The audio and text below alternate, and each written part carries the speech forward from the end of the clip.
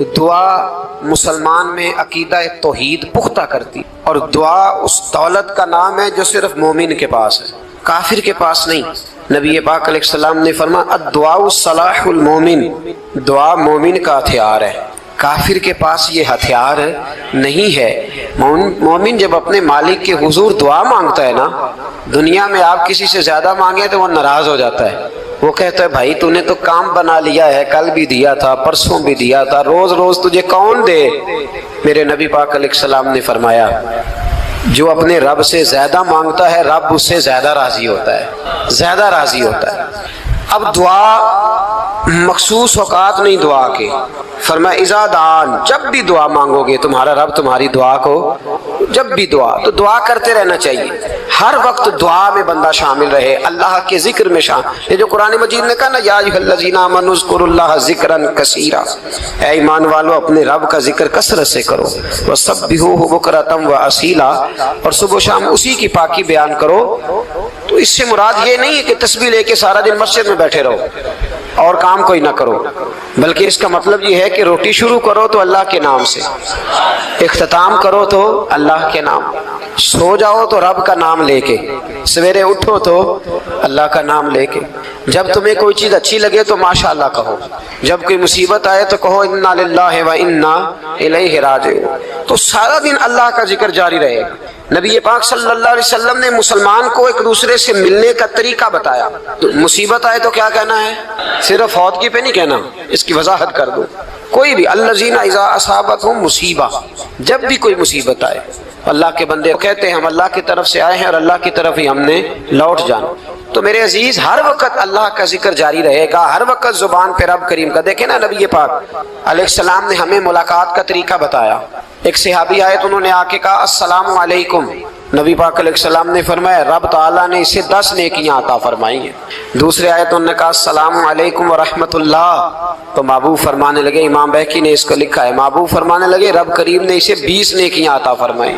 ایک اور آئے، عرض کیا السلام علیکم ورحمۃ اللہ وبرکاتہ، محبوب فرمانے لگے اللہ نے اسے 30 نیکیاں عطا فرمائی۔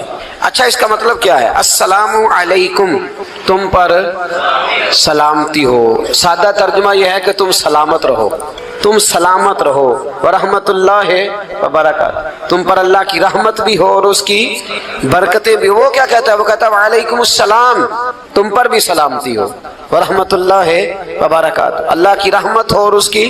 یہ جو مسنون دعائیں ہیں نا جو حضور نے ہمیں دعائیں سکھائی ہر موقع پہ، ان کا کمال دیکھیے۔ اب ایک مسلمان نے آتے کہا السلام علیکم، اس کا مطلب کیا ہے؟ تم پر، اب وہ جھگڑا کرے گا، اسے مارے گا، اس کا مال چھینے گا؟ اس نے تو آتے ہی کہا ہے تم پر سلامتی ہو۔ تو جو سلامتی کی دعا دینے والے ہیں وہ جیب تھوڑی کاٹیں گے، وہ غبن تھوڑی کریں گے، ڈاکہ تھوڑا ڈالیں گے۔ اسلام نے لفظ ہی وہ سکھایا ہے کہ فرمایا جب تم نے ملنا ہے تو تم نے دعائیں کرنی ہیں ایک دوسرے کے لیے۔ اب ہمارے ہاں نئے نئے لفظ آ گئے، ٹیلی فون اٹھایا تو کہا ہیلو، اس کا کیا ترجمہ ہے؟ کون ہے، اس کا کیا ترجمہ ہے؟ جی جناب، اس کا کیا مطلب؟ ہم نے دیکھا بڑے بڑے سمجھدار لوگ السلام علیکم کی بجائے ایک بات کہتے ہیں کیا حال ہے۔ بھائی کیا عجیب بات ہے، بھائی کیا حال ہے کا کیا مطلب ہوا؟ وہ بعد میں کرنے کی بات ہے۔ اور کچھ تھوڑا سا جو ادیب ہیں، جو بیچارے حروف کے پیچ و تاب میں رہتے ہیں، وہ کہتے ہیں آداب عرض ہے۔ وہ کیا ہوتا ہے جی؟ اسلام نے دعا سکھائی ہے السلام علیکم، یہ کتنی خوبصورت دعا ہے۔ جب آپ گھر کے اندر داخل ہوئے تو آپ نے دعا دی السلام علیکم، یہ دعا دی آپ۔ ایک صحابی حاضر خدمت ہوئے، عرض کی یا رسول اللہ صلی اللہ علیہ وسلم میرے گھر میں غربت رہتی ہے، کیا کروں؟ نبی پاک علیہ السلام نے فرمایا جب بھی گھر جایا کرنا گھر والوں سے سلام لیا کر، گھر والوں سے کیا کہا کر؟ السلام علیکم، جب بھی گھر جائے۔ یعنی گھر آیا، اب گھر والوں نے بتایا کہ ماچس کی ڈبیا تو لے آؤ۔ اب یہ دکان کونے پہ تھی گھر والے پہ، وہاں سے ماچس کی ڈبیا لے کے واپس گیا تو کہنے لگا السلام علیکم۔ پھر گھر والوں نے کہا ہو بتانا یاد ہی نہیں رہا، چینی بھی ختم ہو گئی ہے۔ تو یہ پھر گیا چینی لینے، لوٹ کے آیا تو کیا کہا؟ جب اللہ چاہتا ہے تو کہے، جب اللہ کے رسول چاہتے ہیں تو کہے۔ اس کا ترجمہ یہ ہے کہ تو کہہ، تو سلام لے، اللہ رسول چاہ رہے ہیں کہ تو سلام لے تاکہ تیرے گھر میں سلامتیاں ڈال دی جائیں۔ تو فرمایا سلام لینی ہے تو نے، اور ساتھ تو نے اس طرح کرنا ہے کہ 3 دفعہ سورۃ اخلاص کو پڑھنا ہے۔ امام قرطبی نے اس کو لکھا ہے، اس نے کہا حضور غربت بڑی ہے، غربت بڑی ہے تو کہ وظیفہ بتائیں. فرمایا جب بھی گھر جاؤ سلام لو اور 3 دفعہ سورۃ اخلاص پڑھو. وہ صحابی کہتے ہیں میں پکا ہو گیا. اب وہ کچھ دنوں کے بعد، کچھ عرصے کے بعد، کچھ مہینوں کے بعد واپس آئے تو صحابہ کرام علیہم رضوان فرماتے ہیں ہماری خواہش تھی کہ یہ کچھ بیان کرے، اب بتائے جو وظیفہ لے کے گیا تھا اس کا رزلٹ کیا نکلا. کہتے اس نے بڑی حیرت انگیز بات کی، حیرت انگیز عجیب انداز میں. کچھ لوگوں کا دل ہوتا ہے نا کہ مجھے ملے میرے پڑوسی کو نہ ملے، اور کچھ کا دل ہوتا ہے یار مجھے بھی ملا ہے اور الحمدللہ میرے پڑوسی کو ملا ہے. تو صحابی جب حاضر ہوئے تو صحابہ کہتے ہیں ہمیں تجسس تھا کہ یہ کچھ بتائیں. تو حضور نے فرمایا کیا حال ہے تیرا؟ کہا یا رسول اللہ کمال ہی ہو گئی ہے حضور، میں جب بھی گھر جاتا ہوں سلام لیتا ہوں اور 3 دفعہ سورۃ اخلاص پڑھتا ہوں. میں تو امیر ہو ہی گیا ہوں، میرے تو ہمسائے بھی امیر ہو گئے. کتنا پیارا ہے یہ جملہ، کتنا حسن ہے. اتنا اچھا لفظ کسی اور کے پاس ہے ہی نہیں جو الفاظ ہمیں ہمارے رسول نے عطا فرمایا. اس کو اپنائیے، اس کو اپنائیے. یہ الگ بات ہے کہ لوگ مطلب کے لیے سلوٹ کر لیتے ہیں بڑا سارا، لیکن مطلب کے لیے نہیں. جس کو جانے اس سے بھی سلام لیں، جس مسلمان کو نہیں جانتے اس سے بھی. تو نبی پاک نے ہمیں مسنون دعائیں سکھائیں. رات کو جب سونے لگے اللہ کے رسول صلی اللہ علیہ وسلم نے ہمیں دعا سکھائی. حضور نے فرمایا جب سونے لگو تو مسلم شریف میں فرمایا تم نے یہ دعا پڑھنی، اللہم باسمک اموت و احیا. تم نے کہنا اے اللہ میں تیرے نام پر مرتا ہوں اور تیرے نام پر جیتا ہوں. نبی پاک صلی اللہ علیہ وسلم نے ایک حدیث میں فرمایا کہ یہ جو نیند ہے نا یہ موت کی چھوٹی بہن ہے، یہ موت کا ایک حصہ ہے. جس طرح انسان سو جائے تو کوئی خبر نہیں ہوتی کیا ہو رہا ہے، بالکل وہ اٹھا ہے تو اس نے کہا ہو یہ کیا ہوا. سو جاتا ہے نا آدمی، اسے خبر نہیں ہوتی. اوہو میں نے تو 11 بجے اٹھنا تھا، یہ تو 3 بج گئے. اب اسے خبر نہ رہی. سوتے ہوئے لوگ چوری کر لیتے ہیں، بلکہ اس طرح بھی ہوتا ہے کہ آدمی نے گکھڑ اترنا تھا، وہ پنڈی سے آ رہا تھا لیکن وہ سویا ہوا تھا. آنکھ تب کھلی جب کاموں کی آ گیا تھا. اب اس کا اس پر زور تو فرمایا کیا پتا اب تو کھل گئی کاموں کی، جا کے لاہور جا کے کسی جگہ پہنچ کے تو یہ بھی ممکن ہے کہ کھلے ہی نہ. نیند ہی موت کا سبب بن جائے تو کہہ کے سو کہ یا اللہ تیرے نام پہ سو رہا ہوں. اللہ کس نام پہ سو رہا ہوں یار؟ اگر ہم ان دعاؤں کا حسن سمجھے مت اللہم باسمک اموت و احیا، یا اللہ میں تیرے نام پہ سوتا ہوں اور تیرے نام پر اٹھتا ہوں. گویا کہہ رہا یا اللہ میری نیند بھی تیرے فضل سے ہی ہے، اور اگر آنکھ کھل جائے تو وہ بھی تیرے فضل سے ہی ہے. کتنا اعلیٰ نبی پاک علیہ السلام نے انداز سکھایا.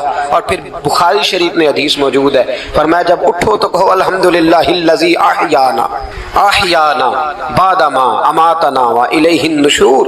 فرمایا جب تم سو کے اٹھو تو پھر کہو اے اللہ ساری تعریفیں تیرے لیے، تمام تعریفیں جس نے ہمیں موت کے بعد حیات دی. موت کے بعد فرمایا احیانا بعد ما اماتنا، ہمیں مرنے کے بعد گویا اللہ کا شکر ادا کر کے آنکھ کھل گئی. دیکھیں کس طرح اسلام مسلمان کو اللہ کے ساتھ جوڑتا ہے. فرمایا شکر کر، آنکھ کھل گئی. کہ یا اللہ تیرا شکر ہے تو نے موت کے بعد ہمیں دوبارہ حیات عطا فرمائی، یہ شکر ادا کرو. گویا تم یہ نہ کہنا کہ میں اٹھ گیا ہوں تو میرا کمال ہے، یہ نہ سمجھنا میں اٹھ گیا ہوں تو میں بڑا پابند ہوں، جب میں ارادہ کر لوں کہ میں نے 11 بجے اٹھنا ہے تو پھر میں اٹھ جاتا ہوں. یہ نہ کہنا کہ یہ الارم بڑا اچھا ہے، یہ مجھے اٹھا لیتا ہے. ذہن کے اندر خیال کر کہ نیند تو موت کی طرح تھی، یہ جو میں اٹھ گیا ہوں تو اپنے رب کے فضل سے اٹھا ہوں. جو میں اٹھ گیا ہوں، جو ابھی اٹھے ہیں وہ تو بول دینا کم از کم کہ میں اپنے رب کے فضل سے اٹھ گیا. تو دعا سکھائی. پھر دیکھیے نبی پاک صلی اللہ علیہ وسلم نے فرمایا جب تم بیت الخلاء میں جاتے ہو نا، واش روم میں جاتے ہو تو گندی چیزیں ہوتی ہیں، وہاں شیطان ہوتے ہیں، جنات ہوتے ہیں، یہ گندگی پہ ہوتے ہیں. جب تم واش روم جاؤ، بیت الخلاء جائے تب بھی دعا مانگو. کیا دعا مانگو؟ وہ دعا بھی نبی پاک صلی اللہ علیہ وسلم نے ہمیں تعلیم فرمائی اور بخاری میں ہے. کہا پڑھا کرو اللہم انی اعوذ بک من الخبث والخبائث. کہو اے اللہ ناپاک چیزوں سے میں تیری پناہ مانگتا ہوں، وہ نر ہوں یا مادہ ہوں. اللہ میں تیری پناہ مانگتا ہوں. واش روم کے اندر بہت ساری بری چیزیں ہوتی ہیں. جوان میری بات پر توجہ فرمائیں، وہاں بہت ساری گندی چیزیں ہوتی ہیں. انسان کئی دفعہ واش روم میں جاتا ہے اسے وسوسے زیادہ آتے ہیں. یہ نوٹ کریں میری بات. اصل میں نا ہم بات ڈھونڈ رہے ہیں علاج اپنی بیماریوں کا، حالانکہ علاج تو سارا مدینے والے رسول کے پاس موجود ہے. محبوب کے پاس ساری دوائیاں ہیں. تو نبی پاک علیہ السلام دیکھیں نا، انسان واش روم میں جاتا ہے اسے وسوسے آتے، برے خیالات آتے، وہ گناہ کی طرف کئی دفعہ مائل ہوتا ہے تو کہا تو دعا پڑھ کے جا، اللہم انی اعوذ بکا، یا اللہ میں تیری پناہ مانگتا ہوں، من الخبث والخبائث، ہر خبیث اور بری چیز سے میں تیری پناہ مانگتا ہوں، وہ نر ہو یا یار کتنا عظیم دین ہے، کتنا عظیم میرے مصطفیٰ کریم کا وہ والا دین ہے۔ اصل میں اللہ کرے بی اے پاس بچے کو بیت الخلاء کی دعا بھی یاد ہو جائے، ایسے یاد ہو جائے، اور اس کے ماں باپ سمجھ لیں کہ جوان ہو گیا ہے، اب ہو سکتا ہے اس کی طرف شیطان حملہ زیادہ کرے، اسے خراب کرنے کی کوشش کرے، تو لہٰذا اسے دعا سکھائی جائے تاکہ اس کو پہلے سے پتا ہو کہ میں نے اس بے ایمان سے بچنا کس طرح سے۔ اب آپ دیکھیے نبی پاک علیہ الصلوۃ والسلام نے ہمیں دعا سکھائی، مصنف ابن ابی شیبہ میں کون سی دعا؟ واش روم سے نکلنے کی۔ اللہ اکبر، بڑی زبردست دعا ہے، بڑی زبردست۔ آپ یقین کریں اس ایک ایک دعا پر ایک ایک پورا بیان ہو سکتا ہے، ایک ایک۔ یہ اس لیے نہیں میں کہہ رہا کہ میں کوئی عالم فاضل آدمی ہوں، آپ کہیں گے کہ بتا رہے ہیں میں بڑا پڑھا لکھا ہوں، صرف یہ عرض کر رہا ہوں کہ اس کے فوائد پر، ثمرات پر جو اللہ تبارک و تعالیٰ امت کو دیتا ہے، ان دعاؤں کی جو فضیلت حدیثوں میں آئی ہے، اور پھر جو اس کے فوائد ہے اور اس پر بات کروں تو ایک دعا تقاضا کرتی ہے کہ اس پر پورا ایک لیکچر ہونا چاہیے۔ دیکھیے آپ واش روم سے نکلے، دعا کیا ہے؟ دعا کے لفظ کیا؟ الحمدللہ الذی، ایک حدیث میں لفظ ہے غفرانک، غفرانک، اے اللہ میں تجھ سے بخشش چاہتا ہوں۔ اور جو مشہور اور معروف ہے مصنف ابن ابی شیبہ کی روایت، فرمایا الحمدللہ الذی اذھب عنی العذاب وعافانی، فرمایا اے اللہ تیرا شکر ہے، واش روم سے نکلا ہے تو کہہ رہا ہے یا اللہ تیرا شکر ہے تو نے مجھ سے اذیت دور کی، وعافانی، اور تو نے مجھے عافیت عطا کر دی، اذیت دور کر دی اور عافیت۔ بولیے واش روم سے نکلا ہے تو کیا کہتا ہے؟ یا اللہ تیرا شکر ہے تو نے مجھ سے اذیت دور کر دی اور مجھے عافیت۔ ڈاکٹر حکیم ہومیوپیتھک ایک چیز پر متفق کم ہوتے ہیں، پتہ ہے نا آپ کو، لیکن اس بات پر سب کا اتفاق ہے کہ اگر کسی کو قبض ہو جائے نا تو شاید 70 یا 72 بیماریاں لگ جاتی ہیں، اور جب آدمی کو قبض ہوتی ہے نا، پیٹ کے اندر فضلہ جم جاتا ہے، خارج نہیں ہوتا، اس کو اعصاب کی بیماری ہوتی ہے، اس کے ذہن پر اثر ہوتا ہے اس چیز کا۔ آپ یہ مت سمجھیں کہ کھانا کھانا یہ کمال ہے، اللہ نے یہ بھی نعمت بنائی ہے کہ کھانا جب خارج ہوتا ہے تو وہ بھی اللہ کا بہت بڑا احسان ہے۔ تو فرمایا تو سمجھا ہی نہیں، اگر تجھے قبض ہو جاتی، تیرے پیٹ کے اندر وہ چیز جم جاتی، تیرے لیے کتنی تکلیف کا باعث تھی۔ ان لوگوں سے پوچھئے جو اس کے بیمار ہیں، اس کے مریض ہیں، وہ کتنی تکلیف میں رہتے ہیں، سر میں درد ہوتا ہے، سر چکراتے ہیں۔ ایک بہت بڑا روڈ ایکسیڈنٹ ہوا تو ڈرائیور سے لوگوں نے پوچھا کہ مسئلہ کیا ہے، تو کہنے لگا میں قبض کا مریض ہوں، تو میں کھانا کھا لیتا ہوں تو میرے ذہن پر وہ اس قدر زیادہ گیس کا غلبہ ہوتا ہے کہ میں سخت تکلیف میں ہوں۔ نبی پاک علیہ الصلوۃ والسلام نے ہمیں سمجھایا اور بتایا کہ سمجھ لو یارو، کھانا کھانے کی نعمت تو اللہ نے تمہیں عطا فرمائی ہے، لیکن کھانا کھانے کے بعد اس کا اخراج بھی اللہ کی بہت بڑی نعمت ہے، تو اللہ کا شکر ادا کرو۔ پھر جب آپ گھر سے نکلیں گے تو بھی اس کی دعا ارشاد فرمائی، بسم اللہ توکلت علی اللہ، اللہ کے نام سے گھر سے نکلتا ہوں اور میں نے بھروسہ بھی اللہ کے نام پہ کیا۔ جب گھر سے نکلیں تو کس کے نام پہ بھروسہ کریں؟ بولیے حضرت رابعہ بصریہ رحمت اللہ علیہا، آپ تشریف لے گئیں حج کرنے، جس دن واپس آئیں اپنا اونٹ کہہ گئی جاتی دفعہ، کہنے لگی اللہ میں تیرے حوالے کر کے جا رہی ہوں، اور بسم اللہ توکلت علی اللہ، بھروسہ بھی تیری ذات پہ۔ جس دن واپس آئی نا اسی دن کسی نے بتایا کہ اماں آج ہی تیرا اونٹ مر گیا ہے، تو اونٹ کے سرانے کھڑی ہو کے کہنے لگی مولا میں تو تیرے نام پہ، تیرے پہ بھروسہ کر کے گئی تھی، تیرے حوالے، میں تو تیرے گھر گئی تھی۔ تو لوگ کہتے ہیں اماں کے منہ سے لفظ نکلے تو اونٹ زندہ ہو کے کھڑا ہو گیا، کھڑا ہو گیا وہ۔ تو اماں کہنے لگی نہیں تمہیں غلطی لگی ہے، مرا ہی نہیں تھا، پہلے سے ہی موجود تھا، وہ اپنی کرامت بھی نہیں ظاہر ہونے دی۔ تو بھائی گھر سے نکلیں تو کس لفظ پر کہ یا اللہ میں تیرے بھروسے پہ نکل رہا ہوں، میں اس کے دو فائدے ہوں گے، ایک تو آپ اللہ کی امان میں جا رہے ہیں، اللہ کی امان میں آ رہے ہیں، اور دوسرا جس گھر کو آپ چھوڑ کے جا رہے ہیں اسے بھی اللہ کی امان میں دے کے جا رہے ہیں۔ تو کتنا لذت والی دعا ہے جو نبی کریم علیہ السلام نے ہمیں سکھائی۔ اب ذرا حدیث سنیں خوش ہو کے، دیکھیں حضور نے دعا سکھائی، فرمایا جب دیکھ لو نا کسی کو ہنستا ہوا، کیا کرتا ہوا؟ ماشاءاللہ، آپ تو ہنسنے لگے۔ جب کسی کو ہنستا ہوا دیکھو تو کہا کرو اضحک اللہ سنک، یہ دعا یہ بخاری ہے، فرمایا دعا مانگا کرو، جب کسی مومن کو ہنستے ہوئے دیکھو تو دعا مانگو اضحک اللہ سنک، اللہ تجھے ہنستا ہی رکھے، اللہ تجھے، بولیے جل نہ جایا کرو کہ میں پریشان ہوں تو یہ ہنس کیوں رہا ہے، جھلا نہ کرو، بلکہ کیا کرو، اللہ تجھے ہنستا رکھے، اللہ تجھے۔ نبی پاک صلی اللہ تعالی علیہ وآلہ وسلم نے فرمایا، ترمذی میں حضرت اسامہ بن زید رضی اللہ تعالیٰ عنہ سے حدیث مروی ہے، حضور نے فرمایا جس نے کسی کے ساتھ احسان کیا اور جس پر احسان کیا، اگر اس نے یہ دعا پڑھ دی نا جزاک اللہ خیرا، تو فرمایا اس نے اللہ کی بھی پوری حمد کر دی اور محسن کا صحیح شکریہ بھی ادا کر دیا۔ کیا کہنا ہے؟ جزاک اللہ تجھے بہترین جزا عطا کرے۔ اس کا ترجمہ کیا ہے؟ اللہ تجھے بہترین، کیونکہ حضور فرماتے ہیں من لم یشکر الناس ولم یشکر اللہ، جس نے بندوں کا شکریہ ادا نہیں کیا اس نے اللہ کا بھی شکریہ ادا نہیں کرنا۔ تو کیا کہنا چاہیے؟ جزاک اللہ خیرا۔ اور اگر اماں کہتی ہو بچوں کو انگریزی سکھانی ہے تو کیا کہنا ہے پھر؟ شکریہ ادا کرنے میں کیا کہنا ہے؟ Thanks, thank you. او خدا کے اس کا ثواب کتنا ہے؟ بولے انگریزی ایک زبان ہے، اس کو زبان ہی رہنے دیں۔ لوگوں سے عزتیں تلاش کرتے ہو تو وہ کیا تمہیں عزت دیں گے؟ وہ تو کل اچھا کہتے ہیں پرسوں برا کہنے لگ جاتے ہیں۔ لوگوں کے سامنے گڈ بک میں آنا چاہو گے تو وہ تو سویرے تمہارے بارے میں کچھ کہیں گے، شام کچھ اور کہیں گے۔ اپنی روحانی زندگی آباد کریں، اپنے مصلے کو وقت دیں اور دنیا سے چھپ کر اس موبائل کو بند کر کے اور اپنے آپ سے بھی چھپ کے اور تنہا ہو کے چھپا کے سارا کچھ اپنے آنسو اپنے رب کی بارگاہ میں پیش کریں، اس کے حضور حاضری دیں۔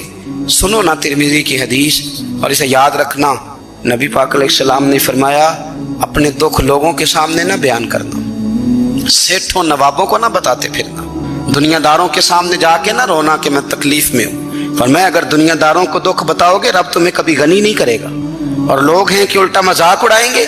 آپ کی جس سے بڑی پکی یاری ہے نا، پکی، وہ تب تک پکی ہے جب تک آپ نے 50,000 مانگا نہیں، اور جس وقت آپ نے کہہ دیا کہ میں مجبور ہوں میری مدد کر تو پھر ختم ہو گئی دوستی۔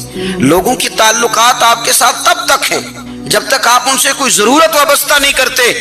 کریم محبوب فرمانے لگے بندوں کے سامنے دکھ نہ بیان کرنا، اللہ تجھے کبھی غنی نہیں کرے گا۔ تو اپنے دکھ اپنے رب کو بتا، تو دعائیں مانگ، تو اس کی بارگاہ میں حاضر ہو، تو اس کے حضور عرض کر۔ فرمایا اپنے دکھ اپنے رب کو بتا، وہ جلدی کرے یا دیر سے کرے تجھے ساری دنیا سے بے نیاز کر دے گا، تجھے کسی کا محتاج نہیں رہنے دے گا۔ اپنے مصلے کو، اپنی دعاؤں، ایک بزرگ فرماتے ہیں میں نے دعا مانگنے کا طریقہ اپنی بیوی سے سیکھا، دعا مانگنے کا طریقہ اپنی، سیکھنے والے تو اپنے بچوں سے بھی سیکھ لیتے ہیں، سیکھنے والے تو ہر ایک سے سیکھتے ہیں۔ وہ کہتے ہیں میں نے دعا مانگنے کا سلیقہ اپنی بیوی سے سیکھا ہے۔ حضرت وہ کس طرح؟ فرمانے لگے میری بیوی نے نا مجھے کوئی کام بتایا، کچھ پیسوں کی ضرورت کے لیے کہا، تو میں نے اسے کہا کہ بھئی ابھی میرے پاس نہیں ہے، کچھ دنوں میں آتے ہیں تو میں دے دوں گا۔ عورتوں کی عادت ہوتی ہے وہ بار بار یاد کراتی ہیں، 2-4 دنوں کے بعد پھر اس نے کہا حضرت وہ میں نے کہا تھا کچھ پیسے، میں نے اسے کہا کہ ابھی میرے پاس نہیں ہے، کچھ دنوں میں ملتے ہیں تو میں تمہیں دے دوں گا۔ اس نے کچھ دنوں کے بعد پھر کہا حضور وہ میں نے کچھ پیسے کہے تھے۔ فرماتے میں نے ڈانٹ دیا، میں نے کہا کہ کیا تو روز مجھے شرمندہ کرتی ہے، کہا نا میرے پاس نہیں ہے، ہوں گے تو دے دوں گا، تو روز یاد کراتی ہے۔ فرماتے اس نے پہلے تو میری ڈانٹ کو سہا، پھر میرے سخت جملوں نے اس کی آنکھوں میں آنسو پیدا کر دیے، پھر اس نے اپنے آنچل میں اپنے اس دکھ کو سمیٹا، اور پھر اس نے ایک جملہ کہا تو میں رو پڑا، اور مجھے اپنے رب سے مانگنے کا طریقہ آ گیا۔ مجھے کہنے لگی حضرت جی آپ نے ڈانٹ دیا میں نے سہ لیا، پر آپ ہی میرے شوہر ہیں، بتائیں نا آپ سے نہ کہوں تو میں کس سے جا کے کہوں۔ فرماتے ہیں میں رو پڑا اور میں کھل کے رویا اور میں تڑپ کے رویا، اور پھر میری سسکیاں بند گئیں۔ تو مجھے کہنے لگی آپ کو کیا ہوا؟ میں نے کہا مجھے بھی دعا مانگنی آ گئی ہے، جب میں اسے کہوں گا نا اللہ تو ہی میرا رب ہے، میں تجھ سے نہ کہوں تو میں کس سے جا کے کہوں؟ میں کیوں کسی بندے سے سوال کروں؟ میں کیوں کسی دنیا دار سے کہوں؟ میں تیرے بندوں کا، نیک بندوں کا وسیلہ لے کے، تیرے محبوب کی غلامی لے کے تیری بارگاہ میں آیا، تجھ سے نہ مانگوں تو کس سے مانگوں؟ سمجھ آ گئی ہے؟ جب میں اس رنگ میں مانگوں گا تو پھر رب میرے اوپر بڑا ہی فضل فرمائے گا، وہ میرے اوپر بڑی رحمت کرے گا، وہ میرے لیے آسانیاں کرے گا۔ عزیز دوستو ہم اس طرح کرنے لگ گئے ہیں کہ ہم نے نا اپنے تعلقات پر اعتماد کرنا شروع کر دیا ہے۔ میرے تعلقات بہت ہیں، ہم نے اپنی دولت پر اعتماد کرنا شروع کر دیا ہے، میرے پاس دولت بہت ہے۔ ہم نے اپنے علم پر، اپنی شہرت پر اعتماد کرنا شروع کر دیا ہے کہ میرے پاس فلاں چیز بہت ہے۔ یاد رکھنا جب بے نیاز اپنی صفت بے نیازی دکھاتا ہے تو بڑی بڑی دولتوں والے مجبور نظر آتے ہیں۔ بھائیو، جب انسان کا رشتہ اپنے مالک کے ساتھ ہوتا ہے پھر تو غم بھی کچھ نہیں کہتے، پریشانیاں بھی کچھ نہیں کہتی، پھر تو زندگی صبر والی، پھر تو زندگی توکل والی، پھر تو زندگی بھروسے والی، پھر انسان اپنے آپ کو رسوا نہیں کرتا، دنیا داروں سے امیدیں اس کی ختم ہو جاتی، امیدیں اللہ رسول سے لگا لیتا ہے، مضبوط ہو جاتا ہے، مضبوط، طاقتور ہو جاتا ہے، خوددار ہو جاتا ہے، باوقار باعزت ہو جاتا ہے۔ حضرت بہلول دانا رحمت اللہ علیہ بیٹھے تھے تو ہارون رشید حج کر کے آ رہا تھا، تو رستے میں حضرت شیخ سے ملاقات ہو گئی تو السلام علیکم کے بعد کہنے لگا حضور کوئی حکم ہو تو بتائیے گا۔ تو حضرت بہلول دانا فرمانے لگے تیرا رب کون ہے؟ اس نے کہا اللہ۔ تو فرمایا میرا کون ہے؟ کہا اللہ۔ فرمانے لگے تو بڑا ہی بیوقوف ہے، کیا تو یہ سمجھتا ہے کہ رب ہارون رشید کو تو دے گا اور بہلول دانا کو بھول جائے گا؟ تیرا بھی وہی رب ہے، میرا بھی وہی رب ہے، اس نے اگر تجھے دے کے آزمایا ہے تو ہو سکتا ہے مجھے نہ دے کے آزما رہا ہو، جب اس کی حکمت کے تقاضے ہوں گے تو عطا کرے گا اور دے گا، تو جا اپنا کام کر۔ بھائی، اپنی روحانی زندگی، اپنی عبادات، اپنے وظائف، اپنے روزمرہ کے معاملات، اپنی دعائیں، اپنا استغفار، دیکھو کوئی مشکل کام تو نہیں، 2 رکوع ہیں سورہ واقعہ کہ اگر رات کو پڑھ لی جائے تو۔ میں کس طرح یہ بات بیان کروں کہ تعویذ بانٹنا آسان ہے اور وظیفہ بتانا مشکل ہے؟ سارا دن تعویذ بانٹیں تو لوگ لینے کو تیار ہیں، اور اگر آپ وظیفہ بتائیں تو کہتے ہیں تو مشکل کام ہے۔ او خدا کے بندے، اگر آپ کا تعلق قرآن پاک کے ساتھ مضبوط ہو، قرآن پاک کے ساتھ اگر آپ کا رشتہ ہو، لوگ سفارشیں ڈھونڈتے ہیں نا دنیا میں، کوئی تعلق مل جائے تو میرا کام ہو جائے، دنیا میں اتنا مشکل معاملہ ہے، آخرت میں مجھے بتائیے گا کتنا مشکل معاملہ ہوگا۔ میرے نبی پاک صلی اللہ تعالی علیہ وسلم نے فرمایا جو لوگ سورہ ملک پڑھا کرتے تھے نا، سورہ ملک، یہ سورت ملک قیامت میں ان کی سفارش کرے گی، اور اس طرح کرے گی کہ کہے گی اے اللہ یہاں اس بندے کو جنت میں داخل کر دے یا مجھے قرآن پاک سے علیحدہ کر دے، تو رب فرمائے گا جا اس کا دامن تھام کے اسے جنت تک پہنچایا۔ آپ بات کو سمجھیں، جب آپ کے تعلقات اپنے معاملات کے ساتھ مضبوط ہوں گے، یہ نبی کریم نے وعدہ کیا ہے کہ تو سورت واقعہ پڑھ تیرے گھر میں فاقہ نہیں آئے گا۔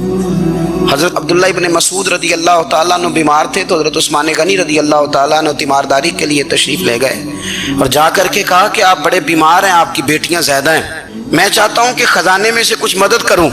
تو سیدنا عبداللہ ابن مسعود رضی اللہ تعالیٰ عنہ اٹھ کے بیٹھ گئے اور کہنے لگے امیر المومنین، اللہ آپ کو میری طرف سے، میری بیٹیوں کی طرف سے بہتر صلہ دے، میری بیٹیوں کو کسی خزانے کی ضرورت نہیں، میں نے انہیں خزانہ دے دیا ہے۔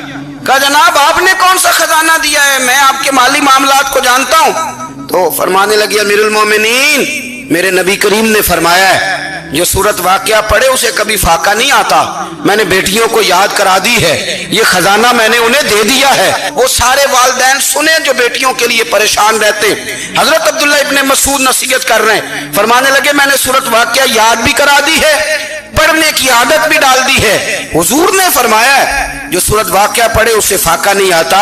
کہنے لگے چاند تو اپنی جگہ چھوڑ سکتا ہے، سورج گر سکتا ہے، تارے ٹوٹ سکتے ہیں، پر مدینے والے رسول کی بات غلط نہیں ہو سکتی۔